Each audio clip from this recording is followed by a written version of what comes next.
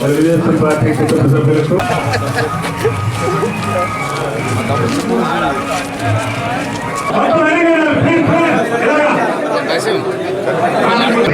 ఇక్కడి నుంచి అందరూ ర్యాలీగా వెంకటేశ్వర గుడి దగ్గరికి వెళ్ళాలి.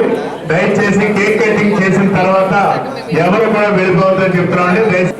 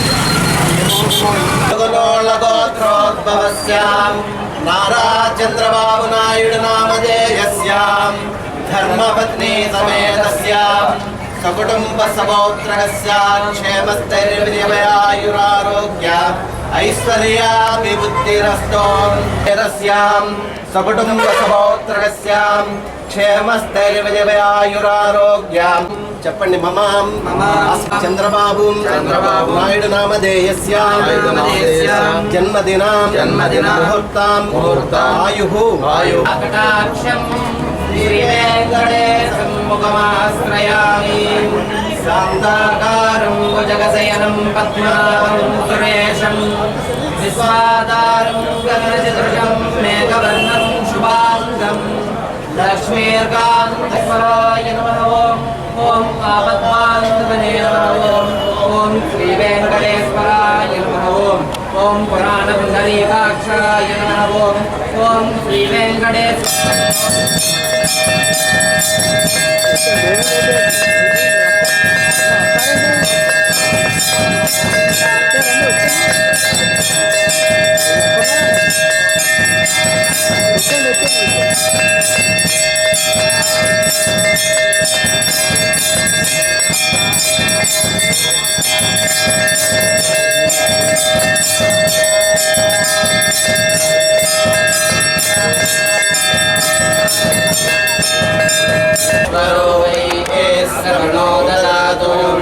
कुबेराय वै श्रवणाय महाराजाय नमः. ॐ तद्ब्रह्मा ॐ तद्वायुः ॐ तदात्मा ॐ तत्सत्यम् ॐ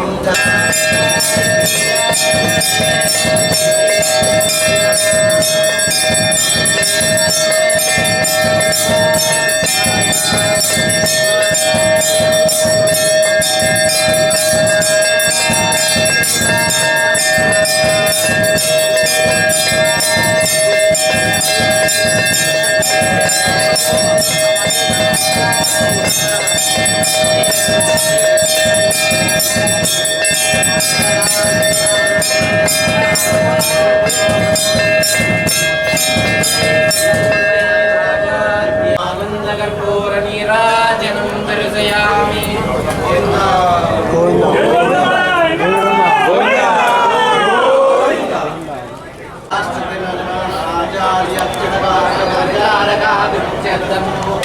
सर्वे जनाः सुखिनो भवन्तु.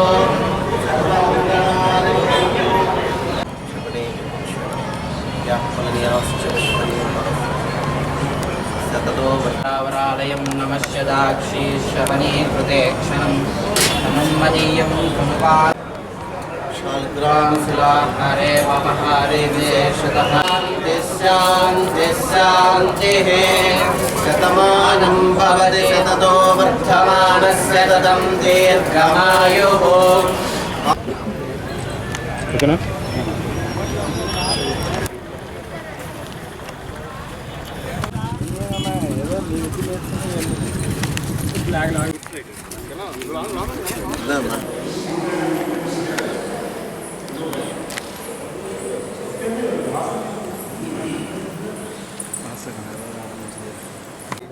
వీరేంజనేయ గారికి ప్రత్యేకంగా ఆర్సీఎం సంఘం తరపున ప్రత్యేకంగా స్వాగతం సుస్వాగతం.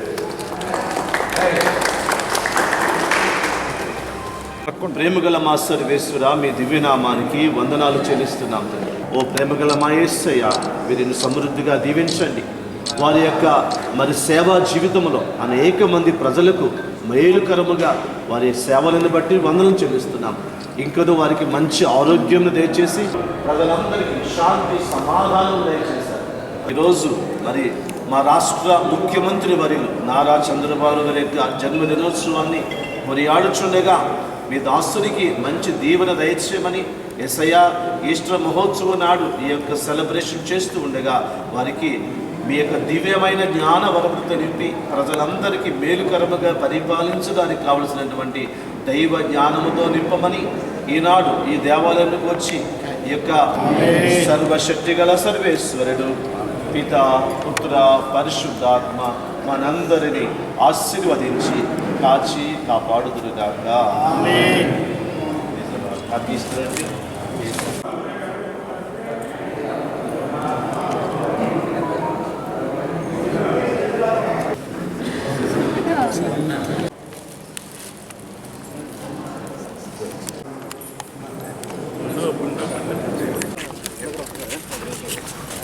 ఈరోజు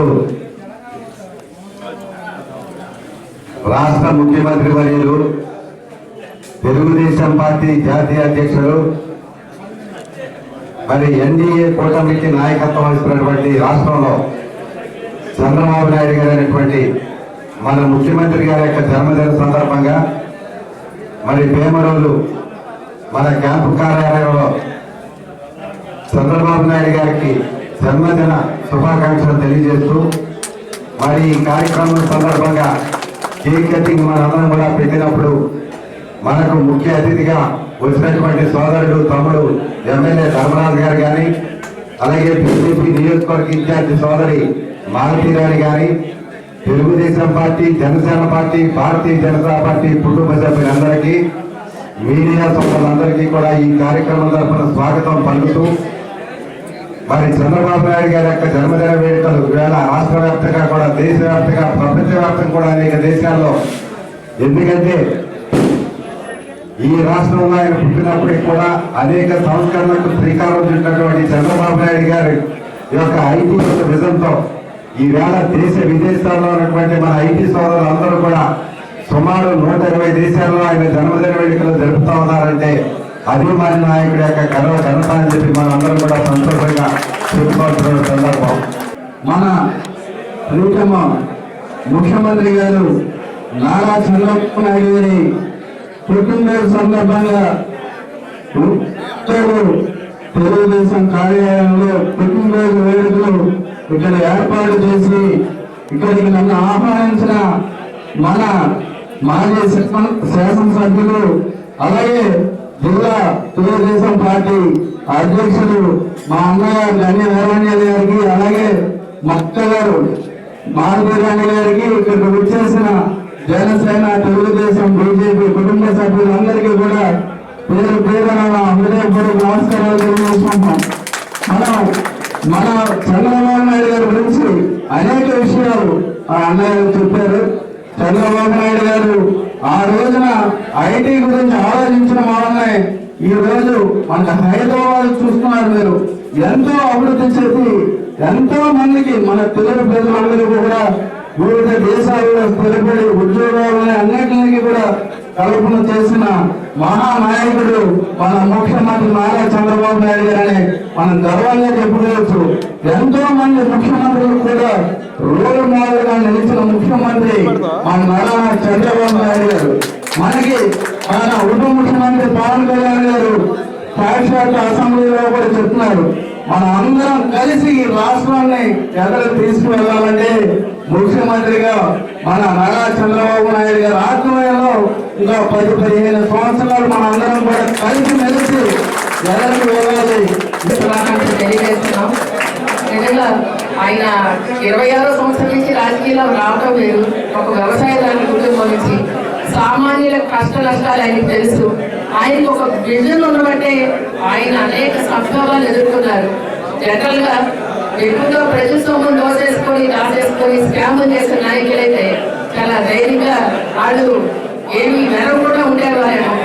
ఈ రోజున నరేంద్ర మోడీ గారు 2047 వికసిత భారత్ ఏదైతే ఒక లక్ష్యంగా పెట్టుకున్నారో అదే లక్ష్యంలో ఆంధ్రప్రదేశ్ ముందుకు తీసుకెళ్ళడం కోసం పవన్ కళ్యాణ్ గారి సహకారంతో వారు ఏదైతే ముందు నడుస్తున్నారో ఆ ఆశయాలన్నీ మరి వెంటనే సిద్ధించే విధంగానే ఈ దేశంలోనే అమరావతి మరొక రాజధానిగా అయ్యే ఒక కార్యక్రమానికి శ్రీకారం చుట్టే విధంగా ఈ అద్భుతమైన మేధా సంపద కలిగిన చంద్రబాబు నాయుడు గారు